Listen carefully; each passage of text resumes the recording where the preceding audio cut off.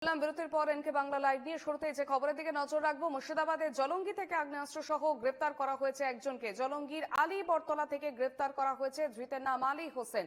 তার কাছ থেকে উদ্ধার করা হয়েছে দুটি 7mm পিস্তল এবং 4টি ম্যাগাজিন, 5 রাউন্ড গুলি। এই ঘটনা তদন্ত করছে জলঙ্গি থানার পুলিশ। মুর্শিদাবাদে আগ্নেয়াস্ত্র সহ একজনকে গ্রেপ্তার করা হয়েছে বলে জানা যাচ্ছে। আলী বটতলা থেকে গ্রেপ্তার করা হয়েছে এক ব্যক্তিকে। ধৃতের নাম আলী হোসেন। পাশাপাশি তার কাছ থেকে উদ্ধার করা হয়েছে দুটি 7mm পিস্তল, 4টি ম্যাগাজিন, 5 রাউন্ড গুলি। এই ঘটনায় জলঙ্গি থানার পুলিশ তদন্ত করছে।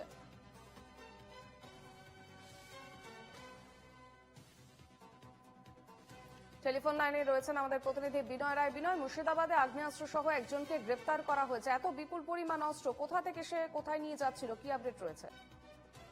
দেখো, এই আগ্নেয়াস্ত্র সহ গতকাল জলঙ্গি বাংলাদেশ ভারত বাংলাদেশ সীমান্তবর্তী যে এলাকা রয়েছে, জলঙ্গি সীমান্তবর্তী এলাকা, সেই সীমান্তবর্তী এলাকার আলিয়ার যে বটতলা রয়েছে, সেই বটতলা এলাকা থেকে গোপন সূত্রে পাওয়া খবরের ভিত্তিতে এক ব্যক্তিকে সন্দেহভাজন হলে তাকে আটক করে তল্লাশি চালায় এবং তার কাছ থেকে দুটি 7mm পিস্তল, 4টি খালি ম্যাগাজিন ও 5 রাউন্ড কার্তুজ উদ্ধার করে পুলিশ। এবং ওই আলী হোসেন ওই ব্যক্তিকে তৎক্ষণাৎ তাকে গ্রেফতার করা হয়।